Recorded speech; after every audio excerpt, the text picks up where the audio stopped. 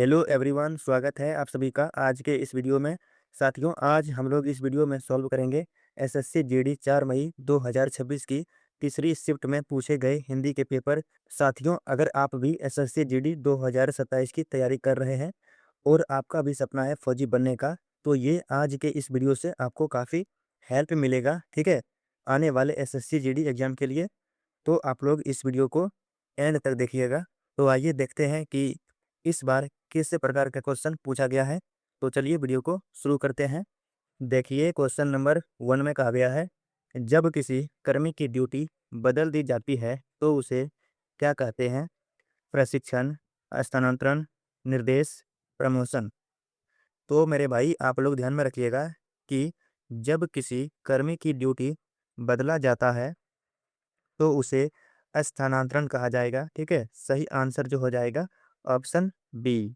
ना ही प्रशिक्षण, ना ही निर्देश होगा और ना ही प्रमोशन होगा। ठीक है, यहाँ पर सही आंसर जो हो जाएगा ऑप्शन बी। अगला क्वेश्चन है क्वेश्चन नंबर 2। सुरक्षाकर्मी को आदेश देने का अधिकार किसके पास होता है?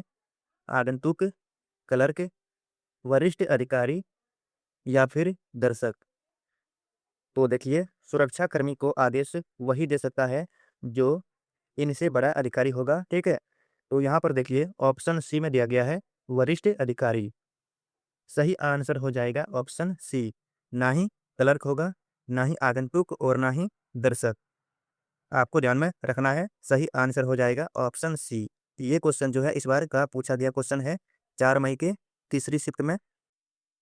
चलिए अगला क्वेश्चन है, नीचे दिए गए विकल्पों में से शुद्ध वर्तनी चुनें। नाराज, नाराज्य, नाराज या फिर नाराज्य। तो यहाँ पर देखिए, अगर आपने ऑप्शन ए को चुना है नाराज, तो बिल्कुल सही आंसर को चुने हैं। ठीक है, राइट आंसर हो जाएगा ऑप्शन ए।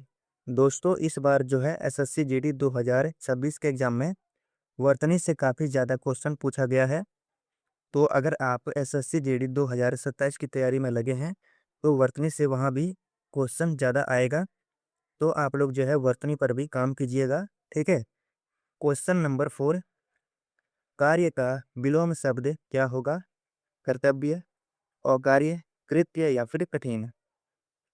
तो देखिए, आप सभी को पता होगा कि कार्य का जो विलोम होता है अकार्य। ठीक है, राइट आंसर हो जाएगा यहाँ पर ऑप्शन बी। ना ही कर्तव्य होगा, ना ही कृत्य होगा और ना ही कठिन। सही आंसर हो जाएगा ऑप्शन बी, अकार्य। अगला प्रश्न है, पुलिस अधिकारी द्वारा तैयार की गई गवाहों की सूची को क्या कहते हैं? रिपोर्ट, आदेश, गवाह तालिका, सेवा सूची। तो मेरे भाई, आप लोग ध्यान में रखिएगा कि पुलिस अधिकारी द्वारा तैयार की गई गवाहों की सूची को गवाह तालिका कहा जाता है। सही आंसर जो हो जाएगा ऑप्शन सी। यदि आपने भी ऑप्शन सी को चुने हैं तो आपका आंसर बिल्कुल सही हो जाएगा। ना ही रिपोर्ट होगा और ना ही आदेश और ना ही सेवा सूची। ठीक है, तो देख सकते हैं कि इस बार जो है एसएससी जीडी के हिंदी में पुलिस एंड प्रशासन से किस प्रकार का क्वेश्चन पूछा गया है। अगला प्रश्न है, निम्न में से किसी एक सही वर्तनी का चयन करें।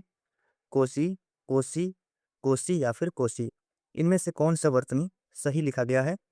तो देखिए मेरे भाई, अगर आपने ऑप्शन ए को चुना है कोसी, तो बिल्कुल सही ऑप्शन को चुने हैं। राइट आंसर हो जाएगा ऑप्शन ए कोसी। ठीक है, बाकी तीनों ऑप्शन गलत हैं। तो देख सकते हैं इस बार वर्तनी से काफ़ी ज़्यादा क्वेश्चन पूछा गया है। अगला प्रश्न है, निम्नलिखित में से कौन सा एक उपयुक्त हिंदी परिभाषिक शब्द एब्सकॉन्डिंग एक्यूज्ड के लिए होगा? आपके सामने 4 ऑप्शन हैं।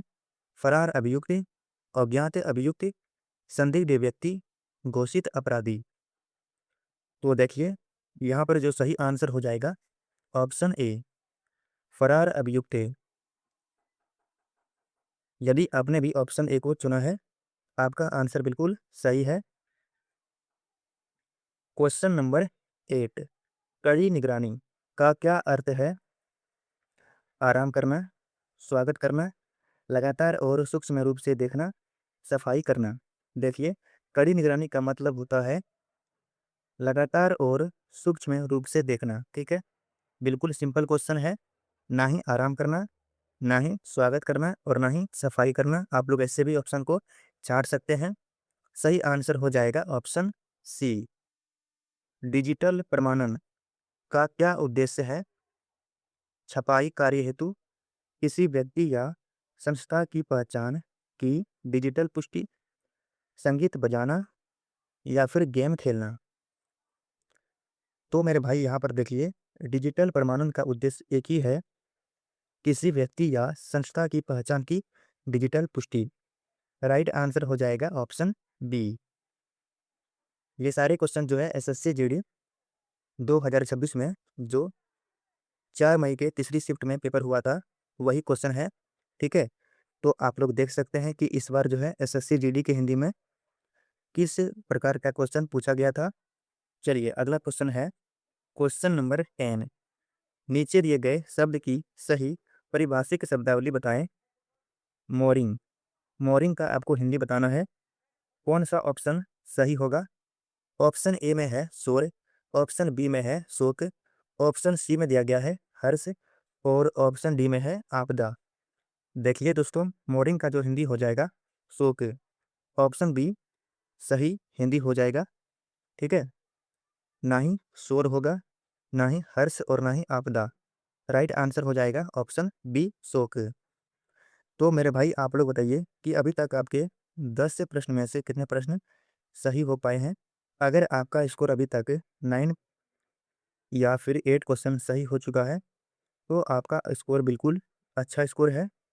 ठीक है, आपको आज 18 प्लस क्वेश्चन सही करने का टारगेट करना है। अगला प्रश्न है, निम्न में से किसी एक शुद्ध वर्तनी चुने।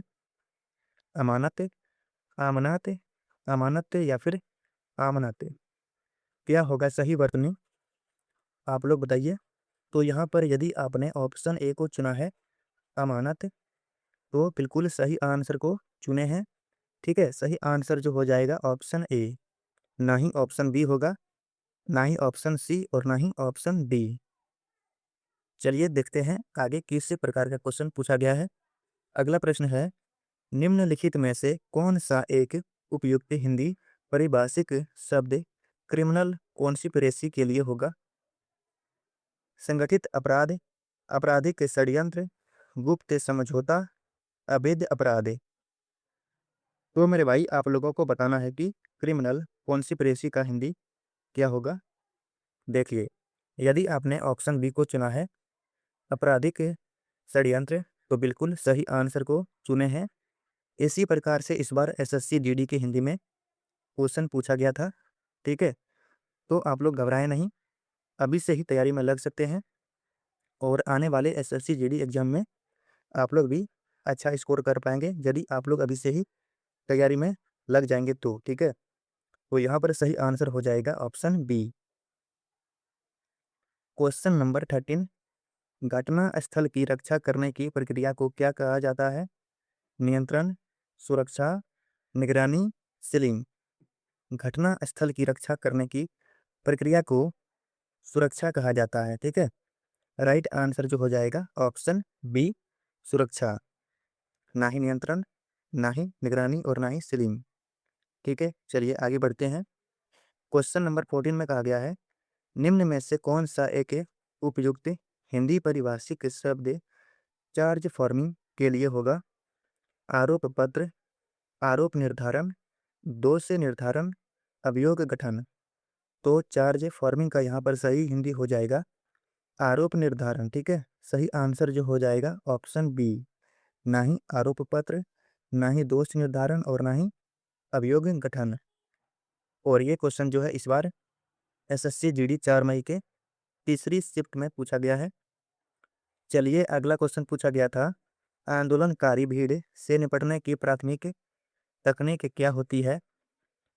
पुरस्कार वितरण, संगीत कार्यक्रम, भीड़ नियंत्रण या फिर सम्मान समारोह। तो मेरे भाई यहाँ पर देखिए, आंदोलनकारी भीड़ से निपटने की प्राथमिक तकनीक को कहते हैं भीड़ नियंत्रण। यदि आपने भी ऑप्शन सी को चुना है आपका आंसर बिल्कुल सही हो जाएगा। ना ही पुरस्कार वितरण, ना ही संगीत कार्यक्रम और ना ही सम्मान समारोह। ठीक है, राइट आंसर जो हो जाएगा ऑप्शन सी। तो आइए दोस्तों, अब हम लोग यहाँ से गद्यांश को सॉल्व करेंगे। तो चलिए गद्यांश को पढ़ते हैं। गद्यांश में क्या कहा गया है? सीमा क्षेत्रों में निगरानी प्रणाली सुरक्षा को मजबूत बनाती है। कैमरे और गश्ती दल संदिग्ध गतिविधियों पर नजर रखते हैं। इससे अवैध गतिविधियों पर नियंत्रण होता है। ठीक है, तो ये था गद्यांश। अब क्वेश्चन में कहा गया है कि निगरानी प्रणाली किसे मजबूत बनाती है? व्यापार को, सुरक्षा को, शिक्षा को या फिर मनोरंजन को? तो देखिए यहाँ पर गद्यांश के पहले लाइन में कहा गया है सीमा क्षेत्रों में निगरानी प्रणाली सुरक्षा को मजबूत बनाती है ना? तो सुरक्षा के बारे में बात किया गया है। तो राइट आंसर हो जाएगा ऑप्शन बी, सुरक्षा। ठीक है, ना ही व्यापार, ना ही शिक्षा और ना ही मनोरंजन। सही आंसर जो हो जाएगा ऑप्शन बी। अगला प्रश्न है, कौन संदिग्ध गतिविधियों पर नजर रखते हैं?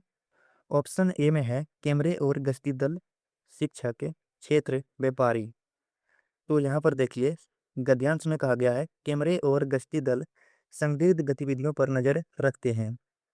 ठीक है, तो यहाँ पर ऑप्शन ए सही आंसर हो जाएगा, कैमरे और गश्ती दल। ना ही शिक्षक, ना ही क्षेत्र और ना ही व्यापारी। चलिए अगले क्वेश्चन को सॉल्व करते हैं। क्वेश्चन नंबर 18, इसमें कहा गया है इससे किस पर नियंत्रण होता है? पर्यटन, शिक्षा, खेल, अवैध गतिविधियों। तो यहाँ पर देखिए गद्यांश के आखिरी लाइन में कहा गया है इससे अवैध गतिविधियों पर नियंत्रण होता है। तो यहाँ पर देखिए ऑप्शन डी, अवैध गतिविधियों, राइट आंसर हो जाएगा। ना ही पर्यटन, ना ही शिक्षा और ना ही खेल। सही आंसर हो जाएगा ऑप्शन डी। देखिए क्वेश्चन नंबर 19 में कहा गया है गद्यांश में किस प्रकार की सुरक्षा का उल्लेख है? सीमा सुरक्षा, स्वास्थ्य सुरक्षा, खाद्य सुरक्षा या फिर साइबर सुरक्षा? तो यहाँ पर देखिए साइबर सुरक्षा के बारे में कहीं भी बात नहीं किया गया है, ना ही खाद्य सुरक्षा और ना ही स्वास्थ्य सुरक्षा के बारे में बात किया गया है। तो सही आंसर हो जाएगा ऑप्शन ए, सीमा सुरक्षा। ठीक है, ऑप्शन ए राइट आंसर हो जाएगा। तो चलिए अब हम लोग आखिरी क्वेश्चन को सॉल्व करते हैं। देखिए क्वेश्चन नंबर 20 में कहा गया है यह किस विषय का भाग है? ऑप्शन ए में दिया गया है खेल, ऑप्शन बी में है आंतरिक सुरक्षा, ऑप्शन सी में है कला, ऑप्शन डी में है पर्यटन। तो देखिए गद्यांश में कहीं भी खेल के बारे में नहीं बताया गया है, ना ही कला के बारे में और ना ही पर्यटन के बारे में। राइट आंसर जो हो जाएगा ऑप्शन बी, आंतरिक सुरक्षा का विषय है। ठीक है, सही आंसर हो जाएगा ऑप्शन बी। तो मेरे भाई ये था एसएससी जीडी 4 मई 2026 की तीसरी शिफ्ट में पूछे गए हिंदी के पेपर। तो आप लोग बताइए कि अभी तक आपके 20 से क्वेश्चन में से कितने क्वेश्चन सही कर पाए हैं? यदि आपका एग्जाम इस डेट को होता तो आप इसमें कितना स्कोर कर पाते? कमेंट में ज़रूर बताइएगा। और आपको आज का वीडियो कैसा लगा? अगर अच्छा लगा हो तो वीडियो को लाइक ज़रूर करें और साथ ही साथ आपको इस चैनल को ज़रूर सब्सक्राइब करना है। ठीक है, चलिए मिलते हैं अगले वीडियो में। जय हिंद, जय भारत।